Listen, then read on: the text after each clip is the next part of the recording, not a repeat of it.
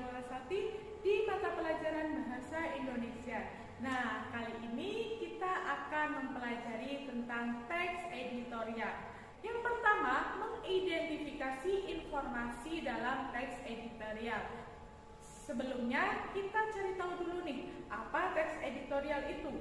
Oke, yang pertama, mengidentifikasi informasi dalam teks editorial.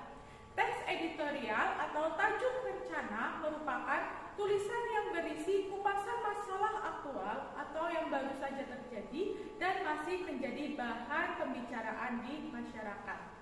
Kemudian, teks editorial mengungkapkan informasi atau masalah aktual, penegasan pentingnya masalah, opini redaksi mengenai masalah, dan kritik dan saran atas permasalahan, serta harapan redaktur akan peran serta pembaca. Teks editorial dapat berupa fakta, opini, atau kombinasi keduanya.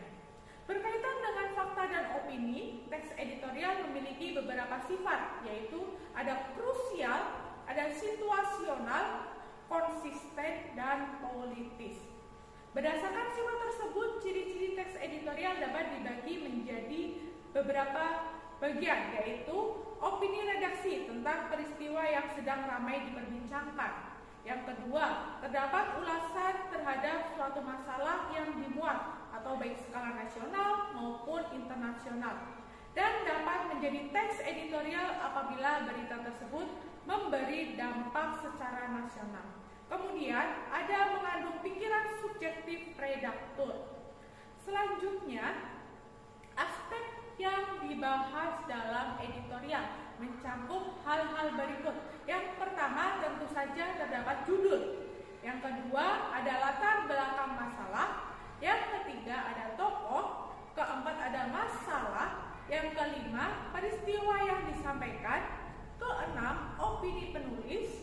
Ketujuh saran dan solusi permasalahan. Yang kedelapan ada simpulan. 9 ada sumber berita, dan yang terakhir ke-10 ada anggota redaksi. Kemudian berdasarkan golongan atau sifatnya, teks editorial dibagi menjadi dua, yaitu yang pertama, teks editorial golongan pers menengah ke atas atau pers yang berkualitas dengan ciri-ciri sebagai berikut. Yang pertama, hati-hati, tidak menyebutkan nama orang yang sedang diberitakan. Yang kedua ada normatif, menurut aturan yang berlaku. Yang ketiga cenderung konservatif, maksudnya bersikap sesuai keadaan serta mempunyai ciri khas tertentu dan tradisi. Dan yang keempat, pertimbangan terhadap aspek politis lebih besar daripada aspek sosiologis. Kemudian teks editorial golongan pers menengah ke bawah dengan ciri-ciri sebagai berikut. Yang pertama, lebih berani, maksudnya langsung menyebut nama orang yang diberitakan. Yang kedua, atraktif, yang maksudnya mempunyai daya tarik untuk semua kalangan. Yang ketiga, progresif, maksudnya bersifat memberi perubahan atau kemajuan. Yang keempat, lebih memilih pendekatan sosiologis daripada pendekatan politis. Selanjutnya terkait dengan fakta di dalam teks editorial. Fakta dalam teks editorial dijelaskan dengan beberapa ciri, diantaranya benar-benar terjadi, ada waktu, tempat, dan tanggal peristiwa secara jelas, serta diperkuat dengan angka-angka. Jenis fakta dalam teks editorial ada dua. Yang pertama ada fakta umum, yaitu fakta yang mengungkapkan kebenaran yang berlaku sepanjang zaman, sejak dahulu sampai dengan sekarang. Dan yang kedua ada fakta khusus atau spesifik, yang dimaksudkan adalah kebenaran yang berlaku dalam periode tertentu.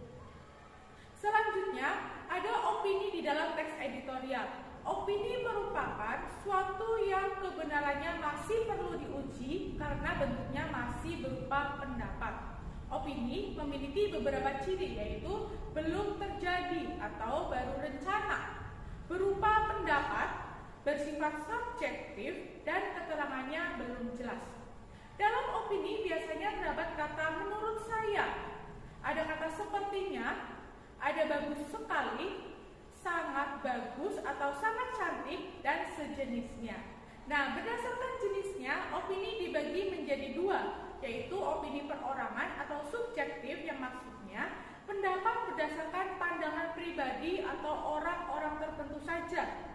Dan yang kedua ada opini umum atau objektif yang maksudnya pendapat berdasarkan pandangan orang banyak atau khalayak umum. Nah, selanjutnya kita menganalisis struktur dan kebahasaan teks editorial. Yang pertama, pengantar. Bagian pengantar diawali dengan penjelasan atau isu atau kontroversi yang dipaparkan dengan bentuk lead. Mencakup pertanyaan 5W plus 1H, biasa disebut dengan adik Simba, dan beberapa fakta yang relevan. Yang kedua, penjelasan objektif. Pada bagian ini, kalian dapat menggunakan beragam fakta untuk menyatakan opini secara objektif. Selanjutnya, sudut pandang akurat.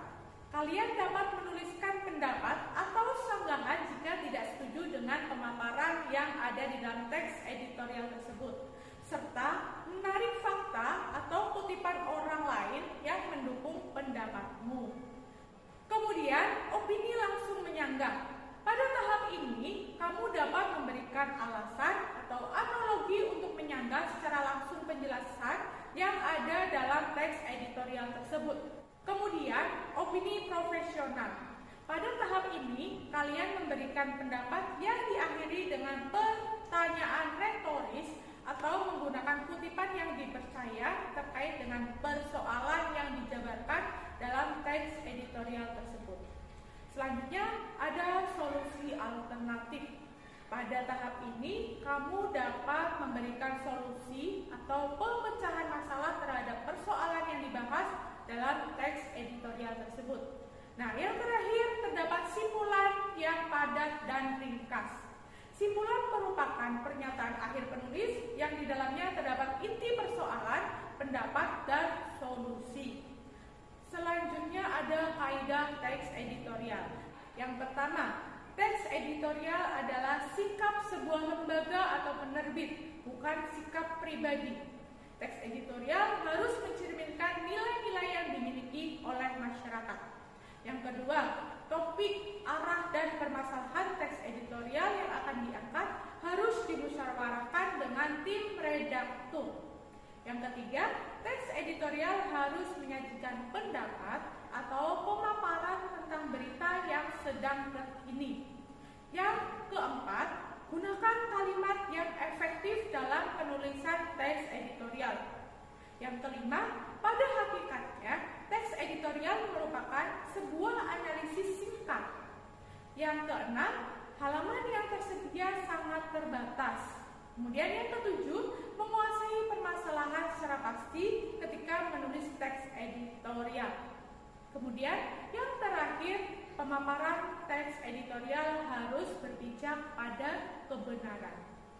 Nah, selanjutnya menyeleksi ragam informasi teks editorial.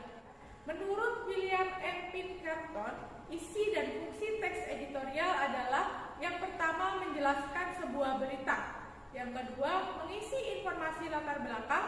Yang ketiga, memprediksi masa depan. Yang keempat, meneruskan penilaian moral. Kemudian, menurut David Derry, terdapat 6 jenis teks editorial, yaitu yang pertama, tajuk informatif, yaitu teks editorial yang menjelaskan fakta khusus.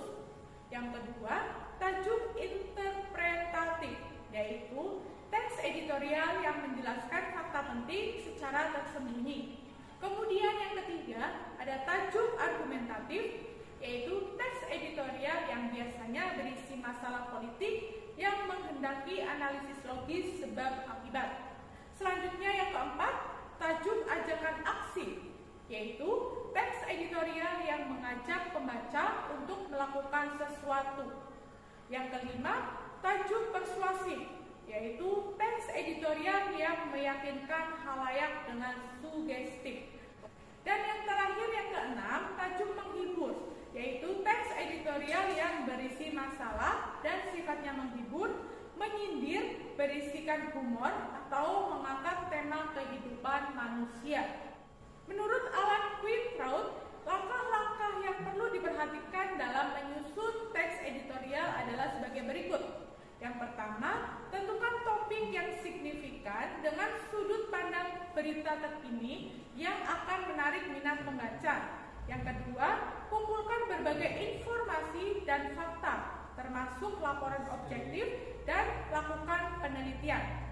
Yang ketiga, kemukakan opinimu secara singkat dengan model pernyataan tesis. Yang keempat, jelaskan isu tertentu secara objektif sebagai wartawan dan katakan mengapa situasi tersebut sangat penting dibicarakan. Kemudian yang terakhir, berikan terlebih dahulu sudut pandang berlawanan bersama beberapa kutipan dan fakta yang ada. Kemudian selanjutnya, sanggah atau tolak isi yang lain dan kembangkan kasus kamu dengan menggunakan fakta-fakta. Ada detail-detail, ada tokoh dan kutipan-kutipan. Selanjutnya, akui poin yang berlawanan. Kemudian ulangi frasa kunci untuk memperkuat ide hingga melekat dalam benak pembaca. Selanjutnya, berikan solusi yang realistis. Kemudian ada ringkaslah menjadi suatu simpulan yang menegaskan kembali pernyataan pada tesis awal. Kemudian yang terakhir, jagalah agar tidak lebih dari 500 kata. Setiap tulisan diperhatikan, hindari penggunaan kata saya. Nah, kemudian menurut Schiff-Brenner dan Kemper, terdapat 5 langkah sederhana dalam menyusun teks editorial, yaitu yang pertama, kemukakan pengalaman pribadi dalam bentuk pernyataan menjadi sebuah tesis.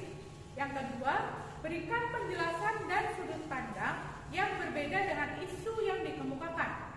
Yang ketiga, kemukakan contoh-contoh yang akan mendukung sudut pandang penulis. Yang keempat, berikan alasan terhadap opini yang dikemukakan. Yang kelima, paragraf terakhir hendaknya diakhiri dengan penegasan ulang akan tesis yang dikemukakan di awal. Akhiri pula dengan catatan yang positif.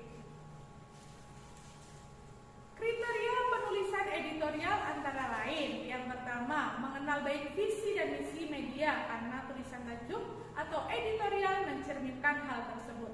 Yang kedua, memiliki kedalaman analisis sehingga mampu mengungkapkan sesuatu di balik fakta dan menjangkau jauh ke depan. Yang ketiga, berpengetahuan dan berwawasan luas karena sebuah peristiwa atau fakta memiliki kaitan dengan fakta lain. Yang keempat, memiliki banyak referensi yang akan menjadi acuan dalam pengembangan ide atau pemikiran. Yang kelima, berkepala dingin dan tidak emosional agar ketika menulis tetap terjaga kejernihan, berpikir dan suasana hati. Kemudian yang tadi yang keenam, telah lama menjadi wartawan sehingga mampu menjaga etika jurnalistik dan kepenulisan. Oke, selanjutnya proses penyuntingan. Kemudian langkah-langkah penyuntingan teks editorial. Yang pertama, proses pra-penyuntingan. Proses pra-penyuntingan naskah meliputi pengecekan kelengkapan naskah, ada ragam naskah, daftar isi, bagian-bagian bab, ilustrasi atau tabel, ataupun gambar, kemudian ada catatan kaki, informasi mengenai penulis, dan membaca naskah secara keseluruhan. Kemudian yang kedua, proses penyuntingan. Dalam proses penyuntingan, yang perlu diperhatikan dengan cermat dan seksama oleh penyunting adalah masalah ejaan, tata bahasa, kebenaran fakta, legalitas, konsistensi, gaya penulis, konvensi penyuntingan naskah, dan gaya selingkung. Kemudian ada pasca penyuntingan naskah.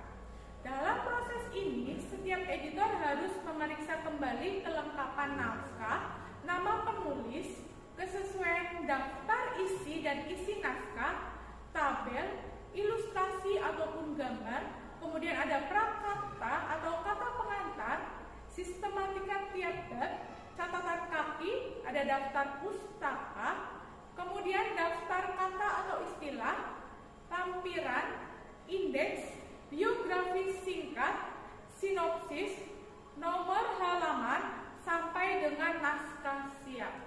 Kemudian hal yang perlu diperhatikan saat menyunting teks editorial. Yang pertama, keterbacaannya. Artinya, naskah yang telah disunting pada akhirnya harus dapat dibaca oleh sasaran pembaca. Yang kedua, ada konsistensi. Artinya, naskah yang telah disunting harus taat asas atau konsisten dalam ejaan penulisan. Yang ketiga, kebahasaan atau tata bahasa. Artinya, naskah yang telah disunting itu tata bahasanya benar, sesuai jenis bacaannya dan sesuai dengan tingkat perkembangan pembacanya. Yang keempat, gaya bahasa.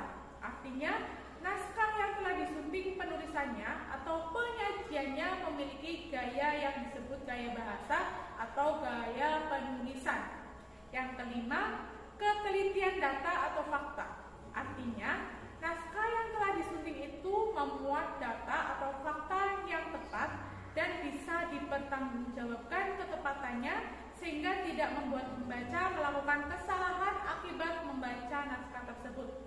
Kemudian yang keenam, legalitas. Artinya, naskah yang telah disunting itu memiliki keabsahan untuk diterbitkan. Dan yang terakhir, yang ketujuh, ada kelengkapan naskah. Artinya, bagian-bagian naskah harus lengkap. Oke,